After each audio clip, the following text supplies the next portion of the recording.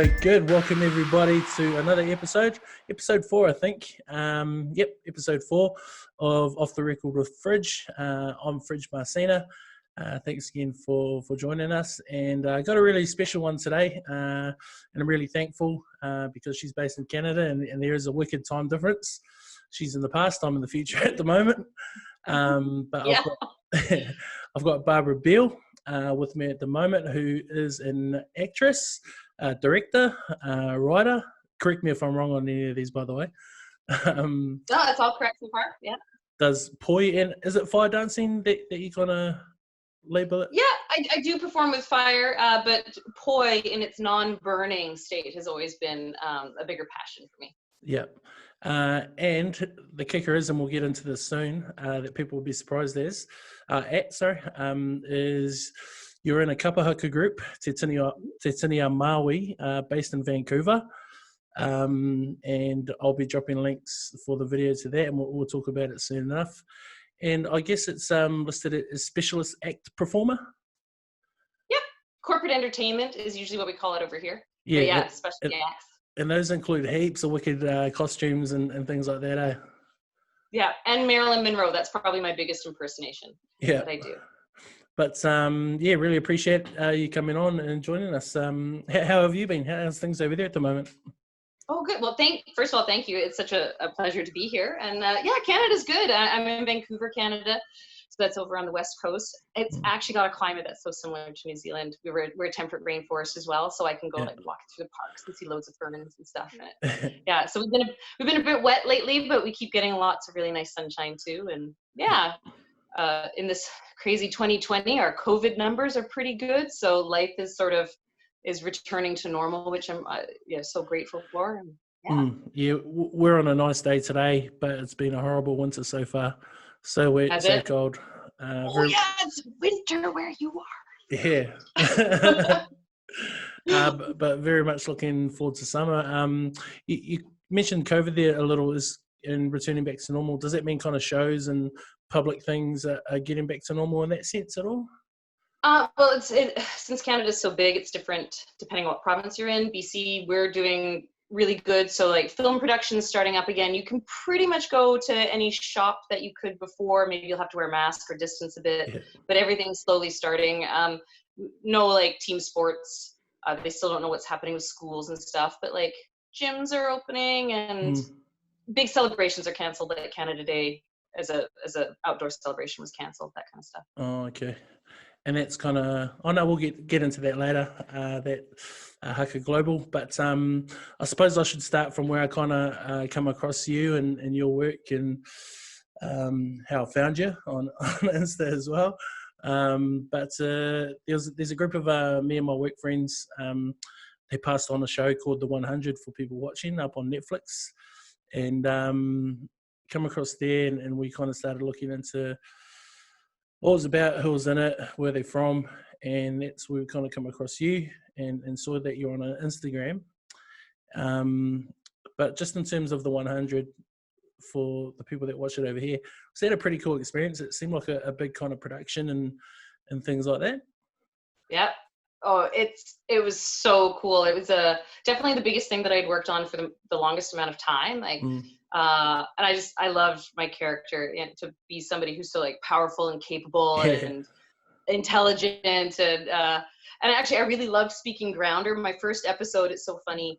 I'm kind of like far off in the distance, but I'm giving this huge monologue in grounder, and it's actually because the writers really liked the way that I was saying it that my character was expanded, and I honestly have to thank Kapa Haka because like trying to get you like the exercise of getting your mouth around a different dialect all the time. A huge gratitude to that. Yeah, it was an amazing experience. It was actually a pretty cool concept now that you think of it, kind of based around people having to leave Earth in search of a new kind of place to. Oh, actually, no, they returned to Earth, didn't they? That's right. Yeah, they were up when that big, because they kept destroying the planet over and over as you watch the series. That's not really a spoiler now, but yeah, they were up for 100 years and then went back down. I found out people were surviving down there too. And kind of behind the scenes, we found out that there was heaps of Australians. that kind of played that wasn't filmed in Australia or based here. No, it just happened right off the top that Bob and Eliza, so Clark and Bellamy, they were Australians. They had really big shows, and they were just cast as the leads. And I think Australian actors get, there's good connections with North America and Australia that it happens fairly frequently. But no, they didn't film anything down there. Yeah, and I guess although we have a love-hate relationship with them, we can call them distant cousins for us. But you mentioned that the cast was kind of awesome to work with, and heaps of fun times while you were on set and things. Yeah, like such camaraderie, right? Like a lot of, anytime they're filming outdoor stuff, you can be pretty certain that everybody's very uncomfortable and wet.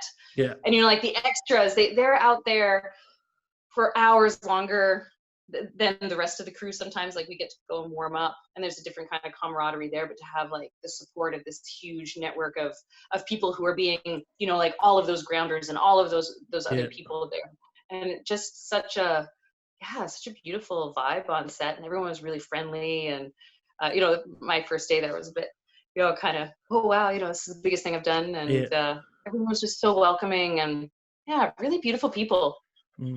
And you kind of you do a lot of theatre shows, and you kind of pick up these like this TV series.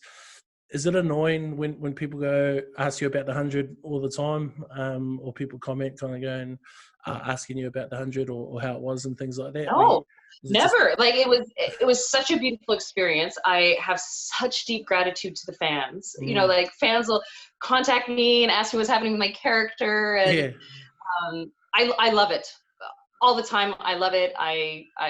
It's never ever a bother to speak to someone who enjoys the work that you've done, or the the group that you've worked with. And I guess like on Instagram, like you're really, really busy with everything that you do, whether it's filming, theatre. You make clothes in your own costumes as well, which is a really handy skill. I sew, I bake. I like all of the old-timey kind of, I guess, hobbies. I really enjoy knowing how to do things from scratch. Like I want to, not just make the cake, but I want to make the icing. I almost want to make the butter. I want to like figure out how to do it all. Yeah. And I guess it's probably something missing from today's like younger people. They don't kind of do things for themselves like that. And but what I was going to ask, is it hard to kind of juggle everything that you got going on, and with work and film and theatre and things like that? I think it always is. Because the arts are sort of unique in the sense that you can't, I don't know, it all kind of comes and goes, and when it rains, it pours. And like, for instance, on the 100, like, I understood and thought that I was going to be coming back after season 5, but then, that they knew that they needed to direct the story and focus on some things that had to be wrapped up. So like, that just, kind of changed, but I'm not dead. And like, you never know what the future will hold. Like they're doing a spin-off series now. And you just kind of fill the in-between with, or at least I do, with gigs like the fire performing, and I do a lot of improv. I'm sort of a say yes to everything kind of gal. Because it's really, the biggest struggle I find as an actor is the regular jobs, like the careers, they don't allow you the flexibility to go to this audition, go to that callback, go to this really important, day on set. So I've had to sort of pick a lane, and I said no to corporate success and yes to pursuing my dreams. Yeah, I guess that's a really good point, and one thing that people probably don't understand is you kind of got to be all in on it and find a way to get through between those roles. It's such a last minute industry. I could find out, like now it's 8 p.m. in Canada. I could find out now that I have to learn 10 pages of dialogue and have it ready for tomorrow at 4. The demands are really difficult, but then I don't know, when you love something, right? Like to get to create this world and the stories that then people love, and it speaks to them, or it builds community, like the fan communities are beautiful little communities in and of themselves. Like it's just so great.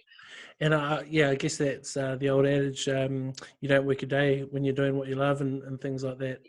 Yeah. But I wanted to ask, what's kind of the dream as in, I'm not too sure. Do you say actor or actress? I'm okay with either as long as you're hiring me. I call myself an actor. Yep. I feel like it can be a gender neutral term personally, but yeah, I don't have anything against the term actress. Cool. So I guess the big dream as an actor or actress, is it just to make it big, or is it for you? Is it more kind of about the quality of the content that you're putting out, or a bit of both?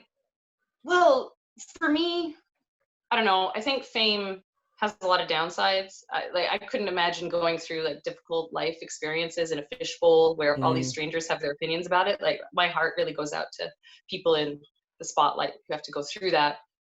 What I love is creating stories and characters and work that move me.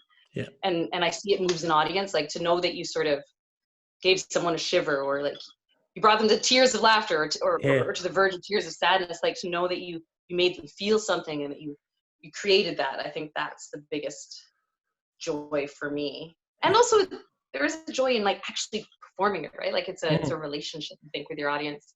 So ultimately I would love it if I could if sort of the hectic nature of having to bounce around, I'm doing this gig here and I'm juggling that there and that, I wish it could be just a little bit more that I had like a really great character on like a show that went for several seasons. So you really explore that journey.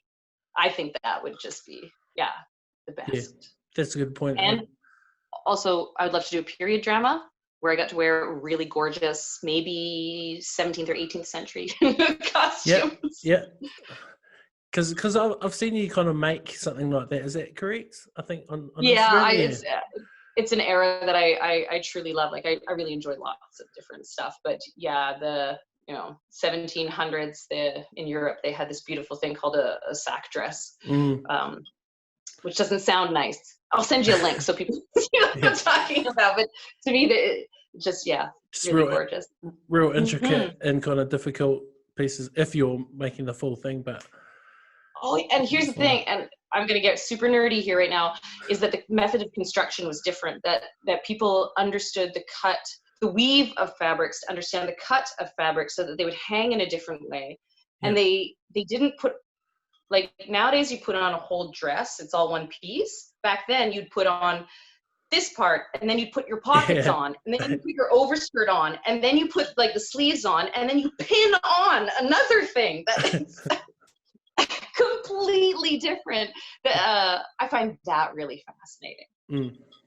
And I guess this next question, Barbara, will probably the deepest of the lots. And I wanted to ask it because yourself as an actor, and I've known a couple of people. I'm interviewing another actor next week, and I've seen a couple of interviews here and there where kind of young men have described they love what they do. They love acting. They love doing plays. But kind of early in, it was hard for them to tell their friends. It just wasn't something that we done as young blokes or young boys. And I remember myself at college just looking into the drama room, and I was like, man, those guys are having so much fun. I'd love to go in there. But you're walking around with the rugby boys, and so it was a bit different. So I don't think that stigma is huge here anymore, but it obviously is or was a thing at some point. Maybe any advice for those kind of guys who kind of see it, want to do it, but are afraid of the pushback or anything like that? Yeah, well, I mean, like, first of all, I just want to acknowledge that I don't think I can fully understand what it would be like for men to have that kind of pressure from other men. Like, it sounds to me like toxic masculinity, which, I mean, like women, we have our own dynamics, right? So Fair point, any advice I might have might not be relevant, but I would just, invite someone to be yourself, unmuted and uncensored, and just maybe contemplate these people that you're concerned about their reaction. Are they worth a conversation to like work that out with them? Or are they people that you want in your life? Yeah, right? good point. I like that. Yeah. Yeah. just invite someone to maybe question that. And sometimes it just takes one person to say, oh, do you know what? I absolutely love doing that. And I'm so stoked about this thing I'm creating. And then someone else will go, oh, actually, you know what? Me too, but I was really scared to say it. Yeah. And I guess now that we're a bit older, like my friend won't mind me mentioning him and his situation. Like, we're really proud of the work he does now. Not that we weren't back then, but I think we feel different in our group that we can go, bro, this play, unusual, but it's really cool to see you do your thing. Yeah, I guess that's pretty awesome. And wanted to know, like, how did you get your start? Was it in school doing plays and what, Shakespeare or? I have done plays and I have done Shakespeare, but I actually don't have a memory older than wanting to act. You know, as soon as I saw things on television, I wanted, you know, like Little House on the Prairie. I wanted to be Laura Ingalls doing those things, and I just had this intense sense of play around that. And I guess I asked my parents for an agent when I was 4, but we lived on a farm. They're just like, I don't even know. Like, what are you? So I've always wanted to do it. And actually, both my parents are immigrants. My mom from England and my dad from Poland. My mom's going to be 78 this year. So nice. A different generation's opinion. And in my father's culture, prostitutes and actors, they're like same kind of thing. And my mom had her own set of concerns about the types I would meet in the theater. So I kind of wasn't allowed to do much except for, you know, like a school camp in the summer once. But then when I was 15, I found out there were auditions in the back of this free newspaper in Calgary where I grew up. So I made an appointment to go. My mom had no idea. And finally, I like, my conscience came in. I was like, oh, okay, Mom, like, I'm supposed to go to this house to do this audition. And then she went with me and realized that I was really serious about it. So then she kind of helped me. And eventually I went to university, and, you know, I've done workshops and stuff like that. So yeah, that was my journey. And I guess that's the natural progression out of school into uni or some sort of formal drama school or lessons? I took 10 years off between high school and starting university. So I traveled all around Europe. This is where I picked up, well, actually I saw Poi in England at a club in Brixton, of all places. I was 19 years old in club. And I was so mesmerized by Poi. And I had no idea what it was. This is before the internet, before you can Google. Might be hard for kids to imagine nowadays. But like, I didn't know what it was, so I couldn't look up where it was from. But then when in Calgary, I turned that into like a corporate entertainment thing that I did for a few years. I even toured around with it. I did a lot of improv. Like, I trained with, you know, one of Keith Johnstone. He invented basically performance improv. One of his first students was my mentor. So I was a flight attendant for a few years. Like, I did a lot of stuff. And then I just realized, you know, I've plateaued. I don't think I'm going to get any further. And I want to go further. So I quit everything, got accepted to UBC, and then went to New Zealand. Whoop, whoop. Shout out New Zealand. Yeah, because there's about a year before my schooling would start. So I went to New Zealand with the intention of being there for a year. I had to come home because a family member was sick after just a month, but I got to spend a whole month on the Island. And you enjoyed it? I loved it. I absolutely loved it. I was so sad I couldn't go to the South Island, and I absolutely loved everything about it. Yeah, and I guess, I don't know if it's a weird reason, but New Zealand always gets compared to Canada. Similarities maybe around, I don't know, geography and kind of just like the hills, mountains. I guess we've got lake. You guys got lake. Yeah, I'm kind of. Yeah, but you guys got crazy lakes, right? You know, you got like boiling mud pits and like whatever, like Taupo, right? You got more to work. Yeah, but basically. I think that it's that comparison, like I was talking about, at the temperate rainforest, and then there is like a big kinship between our indigenous groups here and Maori, like the Wellness, Musqueam, and Tsleil-Waututh is in this region, and actually the people in my Kapa Haka group, a few of them work with the health region and do a lot of stuff like sort of on the coast here with the indigenous nations. So there's a great kinship there. Nice. Now you mentioned that I think the 100 was kind of your favorite project. I wanted to ask you what your hardest role was, favorite role, and role that you maybe didn't get but wanted. Oh, there was this one for the TV series. Mm. I got to be this really great like crone character, like got to just do all that vocal stuff that you did in theater school. Got to be this creature that you don't really get to do very often. Yeah. I had so much fun with it. After my scene ended and I actually like jumped out of the frame because the character was like eating someone, the director and the producer stood up and gave me a standing ovation, which has never happened. Yeah. I started auditioning when I was 15. That has never happened before or since. And then we discussed it for a bit. It just felt so amazing. And then I didn't get the part. Weird. After a standing O. Yeah. And you never know why. And I think that the hardest thing about being an actor for me sometimes is to just enjoy that moment. Like that was a beautiful moment, and success is not booking the job. Success was already, I entertained them in the room. Yeah. So that was success, and just trying to the right thing's going to come along.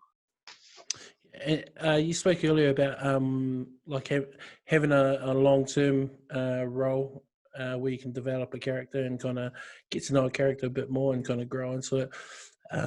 But is there any other dream role that you'd absolutely want, or dream person that you'd want to portray? Oh, that's such a good question.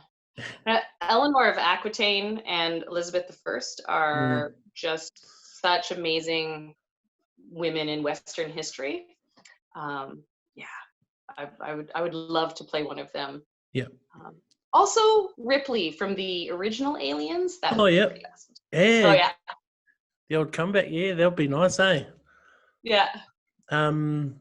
Actually, reading through your IMDb, it had Riverdale in there as well. And I only bring it up because I guess Kiwis watch it now, and because KJ is in there and he's a Samoan Kiwi, or Kiwi Samoan. Was that pretty cool, just getting in on that set as well? Oh yeah, it's another set that's just so big, and like everyone, all the crew's like family because they spend so much time together. And it was just, and beautiful sets, like to walk around inside the Riverdale High School, and it has no ceiling, eh? It's it's so neat. And my scene was with the girl who plays Veronica, with Camilla, and she's just so lovely, down to earth. She made a little video for my nieces and said hello to them, and cool. I was like, perfect day on set. Yeah. And also watching a demo reel on that, I watched it and it was pretty cool, man. Like it shows kind of things that you've been in, and what I noticed, and I guess you have to show it, is the range of things that are on there.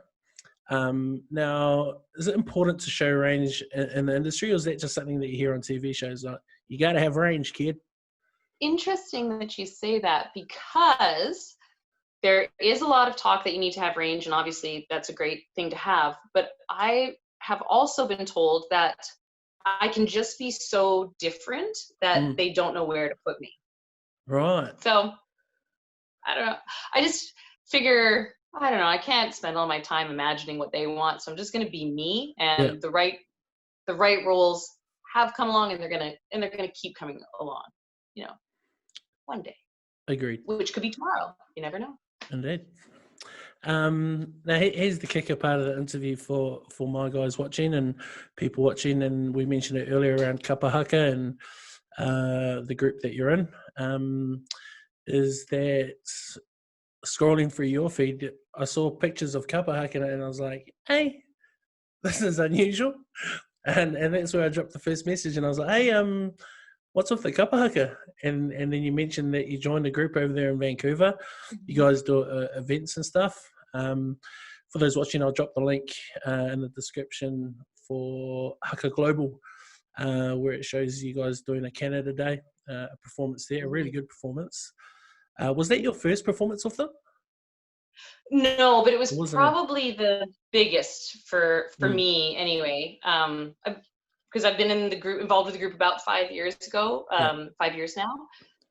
And so at that performance, yeah, there was a lot for me to learn because the bracket was really expanded, and then the haka off the top was actually about the residential schools that took place in Canada. So for me, it was like one of the most meaningful Canada Days ever to tell that story, to be part of, giving that voice on a stage.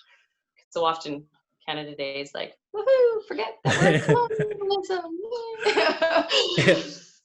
And I guess, when did you make that kind of first distinction between the poi that you knew, and then realizing, like, on the Maori side, that this was poi? Like, when did you kind of make that Well, connection? this would have been probably 2006, maybe. So probably 6 or 7 years into me learning how to do what I can do with poi. And then YouTube wasn't around yet, but I started finding videos and started learning to look up words like Kapa, Haka, and poi. And I ended up at seeing a performance. I hope I'm saying this correct, for Ngate Renge Wiwihi. Yep. That's, I think, in the Rotorua area. And it was the first time I ever saw a full poi performance. And I was just brought to tears. Like, I didn't understand what I was seeing because, like, it's so fast, you almost don't know what's going on. Yeah. And I just, ever since then, it just fueled my desire to go to New Zealand to learn poi, actually, because I was having no success finding anything in Canada. And in 2008, 2008, I actually made it there to Rotorua, where I went and saw my first. So I had a hangi, and I saw my first performance there. And a girl at the hostel actually, she showed me how to use poi. And awesome. One of the crazy things, it was her group that I saw in that video that I saw years before. Oh, that is crazy. We went and watched it at the hostel computer, and she's like, "That's my auntie, like, that's my uncle." So somehow I ended up there. Almost full circle, yeah. It was incredible. And then back in Canada, there was no like Kapa Haka classes. I mean, you could find hula, varying degrees of like cultural correctness. Like, I remember I went to one hula class, and the first thing the instructor said was like, "I don't actually know anything about hula, but we're just gonna like." Oh no. I have to leave. I don't know. So then, this is a long story. Do you want me to keep going about how I found Te Tini? Yeah, okay. Definitely. So years of searching, not finding much. Friends knew that I was looking for it, so I get calls like, "Oh, I think I saw people practicing poi, like at a community center." And then there's a theater in town that I perform improv at a lot called the Rio Theater, and a Pakeha friend there, he was like, "Hey, your poi was really good that you did on New Year's. Have you ever been to Watangi Day?"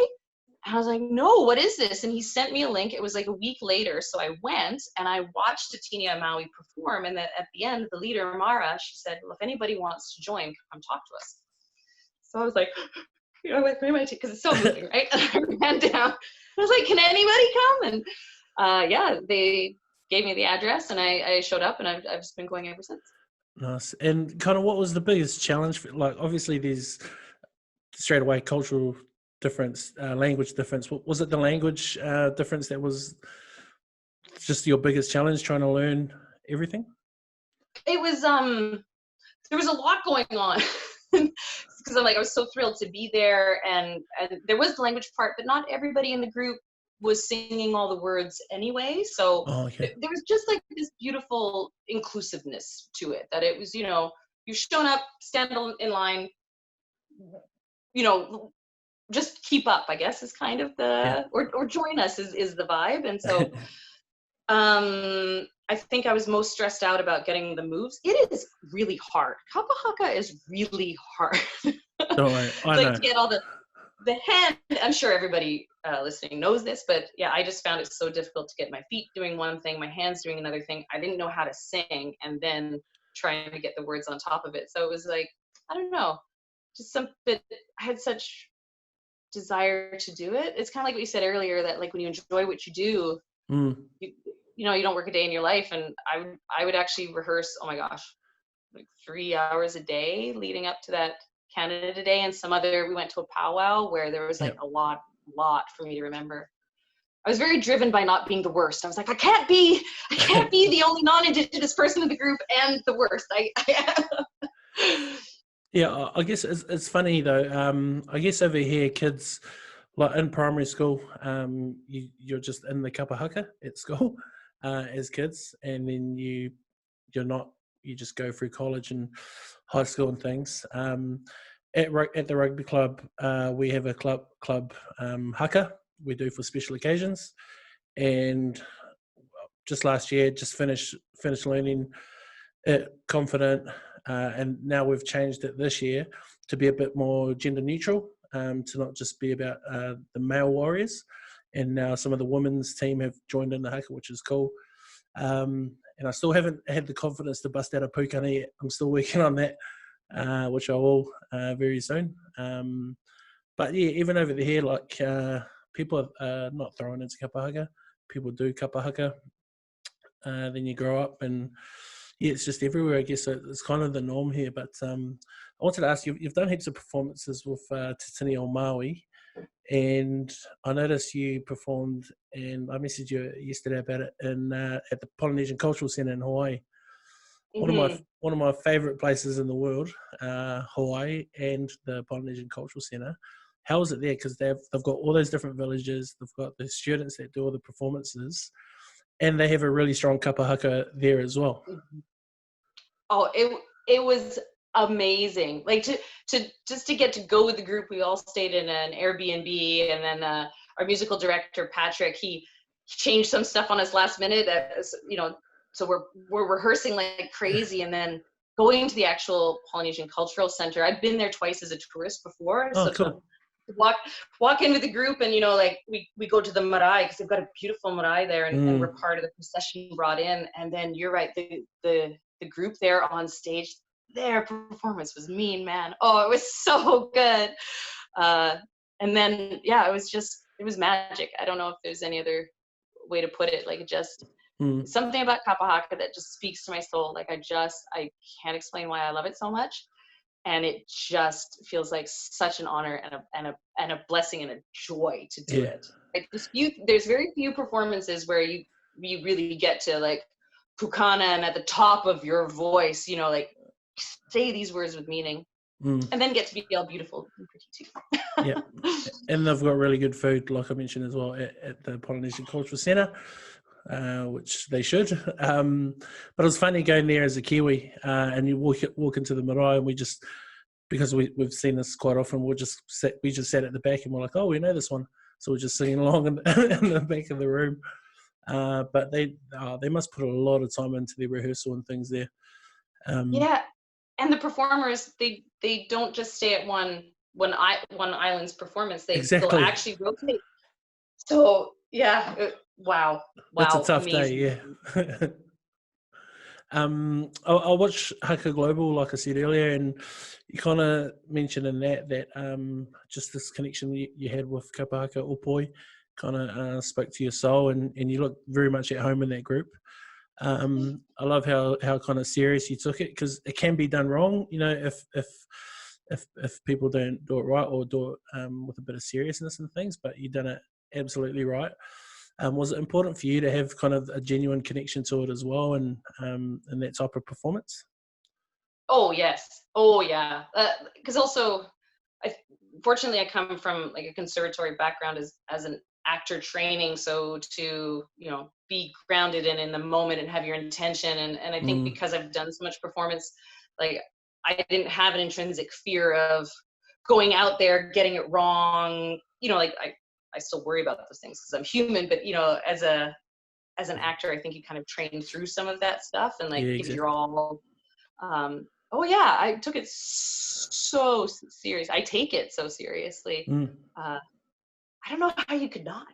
Yeah. Well, I guess maybe if you're a kid and you like, yeah, but joining a group as an adult, especially not coming from that background, I just like so much gratitude for the openness. I mean, I've never actually encountered another group like that where it's just a pure welcome to anybody who wants to come and join and take it seriously. I think that is important. And do you meet many other New Zealanders who you kind of find out you're in Kapa Haka and like, hey? Yeah, I usually meet them at the rehearsal, and they're like, "Hey, I don't see an accent from you." But yeah, every once in a while, I meet, like a person working here, and they'll start talking about it, and they're like, "You really do?" Like, yeah, I find it interesting. I don't think it's usually when I'm in the group at the rehearsal, and they find out at the end that I'm the Canadian member. Just like, really? Are your parents from here? I'm like, no. Grandparents? No. And how do your friends react? Are they on board with it, or that they ask heaps of questions about what's it about, or they come and watch your performances and things? All of the above. They think it's so cool. Sometimes equally not understanding why, but have like a lot of respect for it, a lot of interest. I find that more than anything, I'm explaining to people what Kapa Haka is. New Zealand, Maui. Like it's sort of, people don't really have a lot of knowledge about Kapa Haka, I feel, except for rugby. Then they usually get it. Canada have a handy rugby team? Yep. Very handy. Yeah. So what's kind of next for you? Do you have projects in the pipeline? Has COVID affected that? Yeah, I'm going to be working on a film this summer called Who Am I Now? It's a beautiful independent film. It's a coming out story. It's just really gorgeous. I get to play kind of a funky character in that. Yeah. We're still doing a bit of juggling because with COVID, there's a lot of changing rules and stuff, but everything is still going ahead, which I'm super excited about.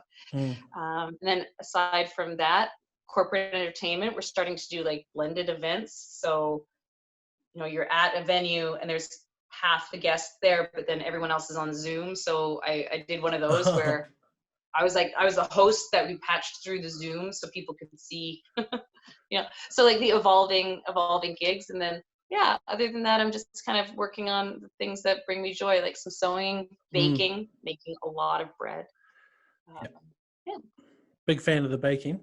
And Zoom must be raking it in at the moment, eh? Like everyone is on Zoom. Should have bought stocks in Zoom about a year ago. Yeah. And I'm sorry, just another one. Another show that I'm doing that is also on Zoom is called Fierce Adventures, which is a Dungeons and Dragons comedy adventure performed by drag queens and kings. So I'm a guest performer on that. That's on my Instagram. Yeah, I do a few improv comedy shows. So yeah, they're always promoted on my Insta. I won't go through them all here, but yeah. That's right. If I get the links, I'll post them in the link. Slowly getting used to all this editing and posting links and stuff. Only episode 4, we'll get there. But if you don't mind, Barbara, we'll get into kind of the on the record questions, and these are questions that I ask every guest that comes through off the record. So the very first one is, what movie could you watch over and over and not get sick of? Bram Stoker's Dracula. Oh yeah, that's one of the oldest Draculas, eh? No. Bram Stoker's Dracula. It's got like Keanu Reeves, Winona Ryder, Gary Oldman. It's actually one of the last films to use claymation and matte paintings and stuff like that instead of computer graphics. It was a really deliberate choice. Yeah, I feel like that was when, in a time where kind of vampire zombie movies were really, really good, and they're still good, but they really, really scared me because I don't do horrors. But that was just in your head, scared of. Nice, good choice. If you were a ghost, how would you haunt? Oh, I think I would stop people from making really bad life decisions. That's a good one. Just kind of swoop in, just be like, don't do that. That's a good haunt. Best concert you've ever been to? Best concert. I will say that I'm not very much of a concert person because I kind of get nervous in crowds that big. Yeah, don't like them. Yeah. The best one. I did see Ozzy Osbourne perform when I was like 17. Yeah. And that was, I just hadn't seen anything like it at that time. And that's that or Lady Gaga. Oh, Lady Gaga's good. Yeah, I like her. She's one of my favorites. Her original tour before it went to the Alejandro time. Yeah. OG Lady Gaga. Next question. What's something that you're interested in that most people wouldn't expect? Oh, we covered the sewing and all that stuff. Yeah. Something. It's funny, Kapa Haka is usually the answer to that. I know. I was going to say. Something that people actually I do enjoy sword fighting. Sword fighting. Yeah, I'm not super good at it. I'm not super good at it, but we did it in university, and like having a great choreographed sword fight is Is that kind of the medieval style, or just any sword and just choreograph a good scene? Great question. We were learning fencing, but honestly, like any kind of mean sword fight that you can execute, I think is very rewarding. Perfect. If your life was a book, what would the title be? Keep going. Life's a marathon, not a sprint. Oh yeah, like that. I don't even run. I just mean that in the sense of like, never give up. It's amazing what happens if you just, enjoy the journey. Maybe that's what the name should be. And enjoy the journey. Enjoy the journey. Life's a marathon, not a sprint. Perfect. I like that. And then the last question here is, who do you feel like you know, even though you haven't met them? You, Fridge, honestly. I feel like I get to see you with your rugby mates and we chit chat, and we've never met. No, yeah, good point. Good point. Well, that's me. This has been for everyone listening on Spotify and on YouTube. This is Barbara Beall. I'll link everything that we've discussed if I have the link to it in the description. Barbara, very grateful for giving up your time. I know it's late in the evening there in Vancouver. Always appreciate when someone gives up their time just to help me on this project that I'm putting together. If you ever need anything from this side, any goodies from New Zealand, you let me know. I'll get them sent over for you. All the best with your projects coming up. Look forward to seeing them. Big fan of what you do and all the things you do. But thank you very much for joining us. Really appreciate it. Thank you very much. It's been a real pleasure. Thank you for inviting me. Awesome. That is Off the Record with Fridge, episode 4, I think, and we can hit the music.